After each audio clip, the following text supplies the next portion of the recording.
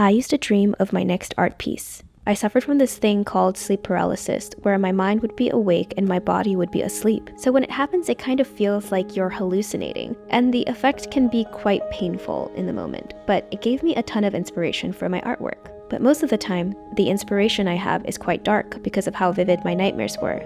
I started practicing lucid dreaming so that I could be awake in my dreams and control them to prevent myself from going through sleep paralysis nightmares again. There was a portion in my life where I felt like my dreams were a completely different parallel reality because of how realistic they would feel before I woke up. I would dream of characters or patterns and places. I would wake up with a vision of what I would want to draw next. And then I stopped dreaming. One of my most asked questions is, how do you find inspiration for your art? The easiest way I find inspiration is to use your 5 senses: what you see, what you smell, what you hear, what you taste, and what you feel. Identify patterns you see, scents you smell, flavors you taste, music you hear, and textures that you feel. On another level, you can also think about the last sense in an emotional way, because emotions can sway the elements in your design, which I will talk about later. The fastest way to come up with an idea from the 5 senses is to pick from what you see, because mainly you're working with visuals. So what you might notice are the colors, shapes, and textures of something that inspires you. The places that you can search for your inspiration: 1.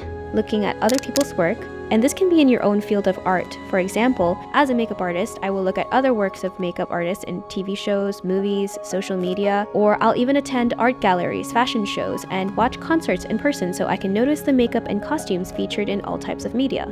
2. I would dive into other mediums of art outside of my own. So instead of looking at just makeup and seeing a lot of repetitive things, I will look at tattoo artists, nail artists, traditional painters, digital artists, illustrators, book designers, fashion designers, you get the picture. 3rd, I collect objects that I like. I've collected random assortments of napkins, rocks, crystals, fabric trims, and ripped out posters or assembled cutouts from magazines. Finally, I look at the environment I'm in, and I take photos of architecture, murals, and things in nature like the sky, flowers, trees, and even the clothing on people that passed by me. Now, when you take all the pieces of inspiration you've collected, whether you've bookmarked, screenshotted, or created an album physically or digitally, pick one of them and deconstruct what you like from this piece. As I mentioned before, look at the colors, shapes, and textures that are found in this image. At the most basic level, you can start by looking at what color is in front of you. Is the prominent color red, orange, green, blue? Are there accent colors? Is the shape round, organic, unwieldy, a spiral, or geometric with sharp corners and straight lines? Is the texture grainy, smooth, crusty, oily, or rugged? Now that you've written all these down, you can pick a few from each of those elements and combine them. If you want to take it to the next level, you can get very conceptual with it, as I've mentioned before. Emotions can drive design as well. For example, you may associate sadness with cold colors like blues and purples. You may want to incorporate happier colors that are warm like orange and yellow. You may choose to use them as additional accent colors or make them your primary. So I picked a theme of fragrance and perfume, and here's how I would break it down. What I see in terms of the patterns are from the packaging and the brand. What I smell are the scents of the perfume, and so I'll define them as flavors. What I feel physically are the textures of the packaging. Also emotionally, each fragrance gives me a different form of nostalgia or confidence based off of what it smells like and what it would remind me of. The first fragrance is from YSL Beauty. In the packaging, the colors are black, gold, and yellow. And the smells are mandarin orange, lavender, black currant, petit grain, jasmine, lavender, orange blossom, Madagascar vanilla, cedar, ambergris, and musk. I'm not going to use all of those. I'm going to only pick the main ones that I find interesting because those are going to be defining the colors that I use for this makeup design. So I'm picking out mandarin orange, lavender, orange blossom, Madagascar vanilla, and musk. What I feel from the fragrance is luxe and colorful. In terms of the shape, I notice the swirling of the perfume, and for the texture, I notice the ridges on the side of the packaging. The next fragrance is Givenchy. The packaging colors are pink, brown, and rose gold. And what I smell are flavors that are fruity, woody, and floral. The actual ingredients are rose and blonde wood. While the shape is geometric and square, I like the shape of roses and how organic they are. So I'll choose to use that instead. And for the texture, I want to add dried flowers because that's kind of how it smells like when I spray it on myself, as if I was holding a bouquet of flowers in front of me. That way I'll add more dimension to my makeup look, which can otherwise look pretty flat.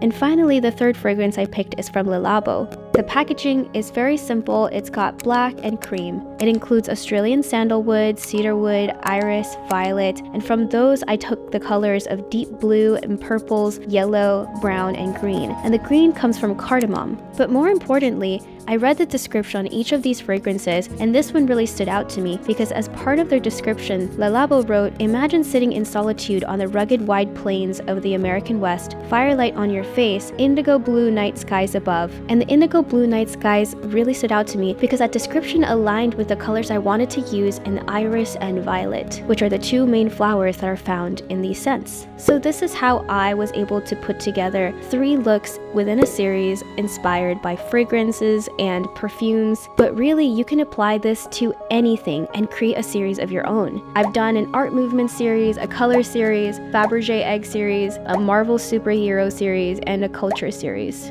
I feel like in terms of the levels of difficulty, the fragrance series was probably one of the most difficult ones because of the fact that everything is quite conceptual. Doing looks inspired by scents is a lot harder because you have to define the ingredients and kind of imagine how those ingredients would play out together in a makeup look. I think that in itself is quite avant-garde, very up my alley, but if you're just starting out, that is very complicated and I would recommend just picking something that you just find beautiful. If it's a pattern, just copy the pattern, put it on your face, but using the techniques that I've shown you today, hopefully you'll be able to create really original art that's interesting to the eye and most importantly, makes you feel proud of your work. Let me know if you have any questions in the comments below. Stay creative and I'll see you in the next one.